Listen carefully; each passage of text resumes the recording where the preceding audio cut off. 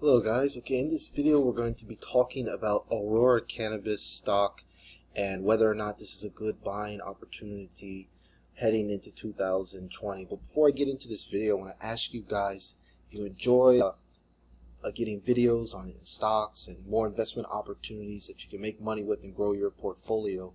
Smash that subscribe button because you're going to be getting updates on my videos, and also turn on the bell notification so you get an email notification right away whenever I upload a new video. So talking about Aurora Cannabis, this is actually the most popular stock owned Robinhood platform. So guys, I actually use a website, RobinTrack. I'm going to show you guys this site right here. So RobinTrack, this is currently the #1 stock owned on Robinhood. As you can see here, the number of users and the price has been sliding. So I just want to quickly go into the leaderboard here. So this is one of the reasons why I want to talk about this stock, since it's currently the most popular stock held on Robinhood. A lot of people, as you can see, #1 here, over 500,000 people own it, just ahead of Ford, which I talked about earlier. So a lot of people are kind of wondering what's going on with this company, and there's a lot of negative news coming out lately. We've seen some key executives step down. The stock's been getting crushed. So I just want to make this video about this, about where Aurora Cannabis will go 2020 and beyond, and whether or not you should hold on to your shares, sell them, or buy more. So first, let's actually talk about the stock itself.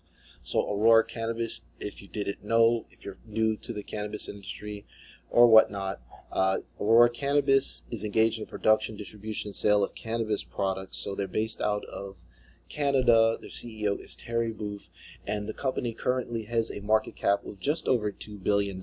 So as you can see, the stock has been getting crushed so far over the past year. It's down 62%. And if you take a look at a little bit longer term, we take a look at a longer term graph here,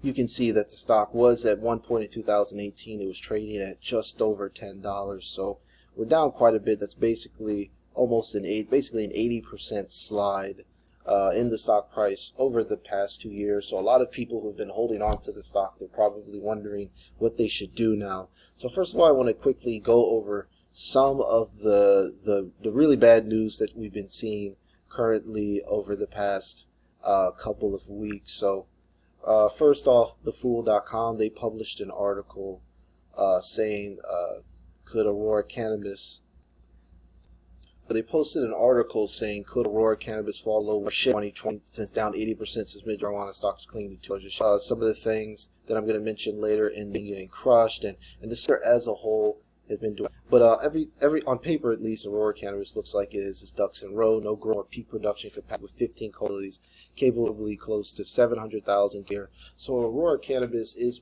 the biggest producers in the world, and they actually have the biggest expansion efforts overseas. They're over in 25 different countries, and lots of key investors are Nelson Pets and things like that. So what's going on here? You know, the company has been doing really, really well in terms of growth, in terms of production. So why is the stock price prominent? Well, a lot of that is due to their outstanding share. Outstanding shares have gone from 16 million to over 1.1 million years. And to show you guys a visualization of how much the stock, I just want to quickly show you guys on macro trends. The macro trends is a really nice use to take a kind of visual look at a lot of statistics. And this statistics, I'm going to show you guys about the shares out.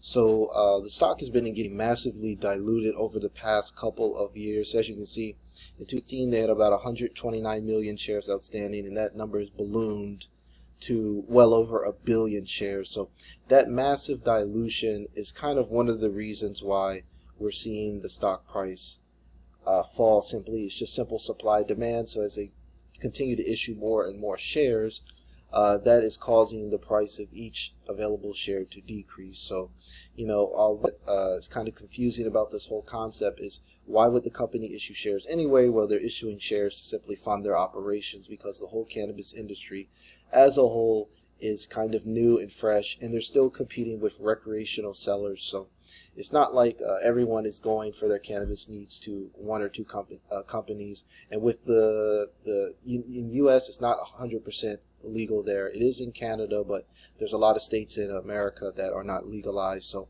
they're not really able to fully tap into their full profit potential. And as a whole, the sector has been getting hit pretty hard. So if you guys take a look at this ETF that I use to track the entire, so this ETF is called ETF MG Alternative Harvest. You guys can check out this ETF. This ETF, this kind of tracks all of the entire marijuana industry, cannabis industry. So as you can see, this ETF is down 31% on the year. So with the ticker symbol MJ, this is a market cap weighted index of global firms engaged in illegal cultivation, production, market, distributing cannabis. So this ETF tracks a lot of the big players like Aurora, Cannabis Growth, Tilray, companies like that. So as you see, the sector is down as a whole, and along with it is Aurora Cannabis. So where is Aurora Cannabis growing into the future? Well, one of the good things is that their recent quarter, they were profitable. So as you can see here, I'm taking a look at their first 2020 results. They posted a gross profit of $53 million with a 58% cannabis margin, and lots of things in line for long-term growth, and generated total revenue of $75 million. So I just wanted to read quickly some notes by the CEO, Terry Booth. Over the past several years, Aurora has earned its place as a global leader in the cannabis industry. Despite short-term distribution and regulatory headwinds in Canada that temporarily impacted the industry, the long-term opportunity for Aurora in the global cannabis and cannabis market is immense. So as you can see, in order to capitalize on this global market, we recognize the need to be nimble and proactive to enhance our financial flexibility and position to take the maximum advantage of future growth opportunities. We have also taken decisive steps to immediately strengthen our balance sheet. So like I said, guys, basically what they're doing is they're preparing the company for the long term. They were actually profitable last quarter, so that's a positive thing to see, especially in an industry where people don't expect these companies to produce a profit in the near term, because like I said, a lot of the regulatory problems in America, and that's going to definitely be one of the biggest markets for Aurora and other companies. So with 28.8 million shares of the Green Organic Dutchman Holdings for gross proceeds, so they sold off some stake in that company, and then as you can see here, a total gross profit of 53.7 million. Production volume increased 43% to 41.43 kilograms. So there's a couple of bit more important notes on their debt holdings, things like that, convertible debentures, and the company has made the decision to immediately cease construction activity at their Nordic 2 facility in Denmark. So the company is kind of going through a lot of structural changes. And as you can see here, Aurora is active under $400 million ATM distribution programs that represent a strategically valuable source of equity capital. Fiscal year to date, the company has raised gross proceeds of $124.4 million through the issuance of 29 million shares. So that's a lot of what the dilution you're seeing in the stock price. They're simply raising capital, but they did have a profitable quarter last quarter. So, you know, in the cannabis industry, it's kind of complicated right now, because we're going to see a lot of companies go out of business, and I expect to see a lot of consolidation into the future, because that's usually what happens in newer industries. The bigger players snatch up the smaller players to grow faster. I think this is one of the most important numbers that we can look at, a 42.7 increase in output. So that is really what we're looking for here. We're looking for a cannabis company to increase that output. And it's nice to see an average selling price increase by 36 cents per gram to $5.32 to $5.68. So like I say, guys, this is a very early industry, and you know, very young, but it looks like Aurora is definitely one of the best players in the industry. So I want to show you guys some other notes that I took a look at, some more press releases. So this one is a newer release talking about the Cannabis 2.0. So what is Cannabis 2.0? Well, Cannabis 2.0 is basically the next step. As it says, we have focused our collective efforts to be ready for a successful launch of Cannabis 2.0 as Canada takes the next step in legalization of newly allowed product forms. So what's going on now is that they've legalized things like edibles, vape pens, and some of these products that you've probably seen around if you've been in US or Canada, and even in other places like Asia and Latin America. You've probably seen people walking around with these tiny little kind of vaporized type products blowing smoke out. And when I first saw these things, I wasn't really sure exactly what they were. A lot of them, they're basically vape pens. So people are kind of changing the way that they're consuming smoke products. They're well aware of kind of the negative benefits of smoking traditionally. So you're going to see a lot of growth in terms of vape products and things like that. And you're going to see more of these products in the future. So that's a big growth industry for a company like Aurora Cannabis. They're simply able to take advantage of all of these ancillary products. So it's not just the plant itself. It's like vapes, edible goods, like as you can see here, gummies, chocolates, baked goods, and mints, and also the CBD oil, CBD drinks, things like that. There's a lot of ancillary products that people are going to be using as well.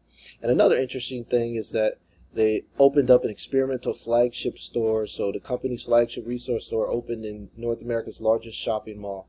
So they opened a retail cannabis store that showcased Aurora blends in an immersive experimental space for cannabis education, events, and community engagement. So that's kind of interesting that they're not just doing the sales, they're actually using brick and mortar businesses to kind of promote the product. So we're in a really, really, really weird time when it comes to the whole cannabis industry as a whole. Nobody knows exactly where it's going to go in the short term, but in the long term, we know that people are going to continue to embrace this more as an alternative tobacco, and more people are going to be using it for medicinal purposes, as well as the baby boomers continue to age and they're moving into things like senior housing and stuff like that. Cannabis will always be a way to treat illnesses such as glaucoma and other types of diseases. So there's a huge opportunity for a company like Aurora Cannabis, but I think a lot of people are just jumping off board due to the dilution. But the dilution of the shares, that's not really affecting where the company is going long term. Once again, once Aurora continues to grow their revenue, and once the legalization happens in the United States, and I'm 100% sure that this is going to happen across all the states in the near future, we should see an explosive growth in the product line. So that's kind of the basic gist that I wanted to talk about in terms of Aurora Cannabis. So now, the important question is where do we go from here? Well, there's a couple of ways to play this. So for me personally, I'm not really sure that we've seen a bottom in the stock price. Stocks like this, I've been burned in the past. One example is Naked Brands stock. I've got burned in the past trying to catch a falling knife. So I wouldn't personally buy into Aurora Cannabis at this level because I'm just continuing to see the stock go down, and I haven't really seen any signs that it's going to bottom out. And when I say bottom out, that kind of means I want to see more buyers come into the stock than sellers.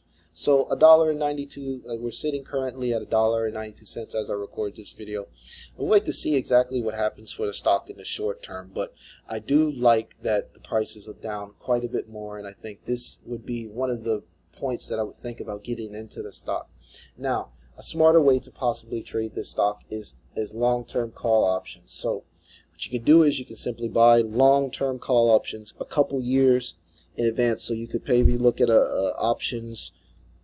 For example, I'll show you guys some of the option chains that they have here. So my favorite way personally is to play this stock would be long-term call options. So when I say long-term, I'm meaning well into the advance. So what stands out to me on Robinhood, because I'm using Robinhood as a basis in my videos because I know a lot of you guys do use Robinhood. So January 21st, 2022. So that's basically a little bit over 2 years in advance as I recorded this video. So as you can see here, there's currently, you can buy call options at a current price of 91 cents per share. So if you got 100 shares, that would be around $90 at a strike price of 2. So if you guys aren't familiar with options is basically the obligation but not the right to acquire shares at $2. So let's say you buy Aurora Cannabis for 2 years in advance, call options at $2, and then the stock price in 2 years is, let's say it's $6, right? Well, that option will be worth $6 minus the premium you paid it. So that option will be worth about about $5, something like that. It'd be $6. I'm sorry. It would be worth around, if you bought it $6 was the stock was worth, it was a $2 call option plus the 91 cents. So it would be worth about $3.13 per option. So you'd see like over a 300% gain, something like that. And this is one of the best ways to, I think, that I'm going to play this stock, because I don't know if I want to hold it right now, but I know I want to own these shares in the future, because a stock like this is going to take years for this to turn around. I mean, this industry's been getting crushed, and I don't want to necessarily buy it here and then it goes to $1 or below, but I know in the long term that this company will do really, really well. I don't want to just think short term with this. So if that's basically how I'm going to play it. I plan to get some call options in Aurora Cannabis, long-term ones, pretty soon. If you guys are thinking about owning the stock as just outright, so then you'll need a way to protect yourself against more losses. So the way to hedge against a stock that's going down is you want to buy a put option. So what a put option is, it's the same thing as a call option, except it's the obligation to sell, but not the right, a share of stock. So let's say you have a big position in Aurora Cannabis. Maybe some of you guys have a couple hundred, a couple thousand shares.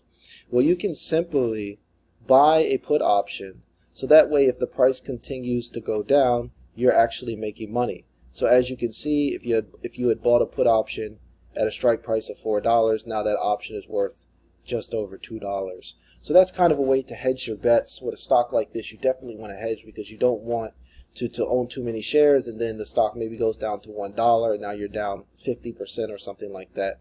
So buying put options is a nice way to hedge, and I'm going to make a future video exactly on how options work, but I just wanted to give you guys some quick ideas here in case you were thinking about owning the stock. So where do I think the stock will be in 5 years time? Well, one of the nice things that I like about Aurora Cannabis is that the company is actually, in the latest quarter, it was profitable. Like I showed earlier, it did post a profit. So right now we're looking at P8 with the latest 21 earnings per share over the last 12 months. So the fact that the company is posting a profit, we have some numbers to use. So in looking at these numbers, currently the company is at a $2 billion company, and we know that the marijuana industry is set for big potential in the long run. So, over the course of 5 years, would it be surprising if, Aurora Cannabis was a $5 to $10 billion company? I don't think so. We've seen a lot of share dilution, but this stock was at $10 at one point. So we have seen stocks kind of hit their peak, come down, and then over the course of time, continue back up and hit where it previously was. So I just want to show you guys exactly what I'm talking about in terms of those peaks. If we go back to this 5-year chart, we can see that at one point the stock was at $10, and now the stock is currently trading, as I make this video, at $1.92, which is still near the long-term support line. So as you can see here, guys, the stock was reaching resistance and then it broke out. So now we're right around the same levels that it was in July 2017. So this, to me, this is basically the bottom of the stock at $1.92. We're not quite there right now, $1.63. Would it be a shocker for the stock to rebound up to $10 and more and beyond? I don't think so, because it was trading at $10 when there was, not nearly as much regulatory openness as there is now. There wasn't nearly, they didn't have the Cannabis 2.0 going on. There wasn't nearly as much clarity as there is now about Aurora Cannabis and the marijuana cannabis industry as a whole. So I think a lot of this run up here was based on hype, but I think this would be the time to closely watch it. Not necessarily at $1.92 personally, but right around $1.60, because I want to see if this stock is going to go below where it was in 2017. If it goes below that, then we could be headed to $1.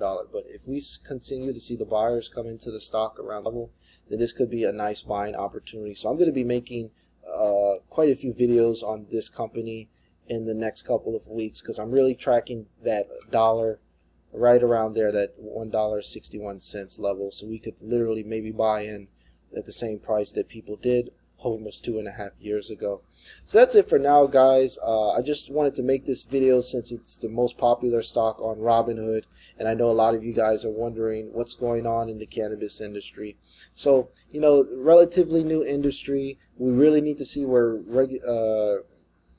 regulatory and how the government is handling the whole cannabis situation. So if you guys enjoyed this video, please subscribe. Me, myself, I'm a new investor to the cannabis industry, and if you guys know something that I don't know, please share what you know in the comments. I'm going to be sharing as much information as I can. I currently do not own any cannabis stocks, so I don't have any personal ties to Aurora Cannabis or anything like that, so that's my disclosure here. But I am closely looking at the stock because I would like to build up a position, because I'm thinking in 2025 this could be a company that you could miss out on. So like I said, guys, make sure you do your research and really track that ETF MJ, because this whole industry has been going down. So if you guys want a big tip that I've learned, a lot of times stocks do trade with their industry. So that means if the stocks in an industry are getting beaten down, that means most likely your stock is going to be beaten down with it. So sometimes you don't want to fight the trend. So make sure you track this alternative harvest ETF. That's kind of a good way to get a glimpse at the cannabis industry as a whole. So that's it for now, guys. Please smash that like button. Leave a comment below what you think about Aurora Cannabis. Is this the time to buy? Is it time to sell? Is it time to hold your shares? Are you buying call options? Are you buying put options to protect your position? Let me know what you think, guys. And until next time, take care.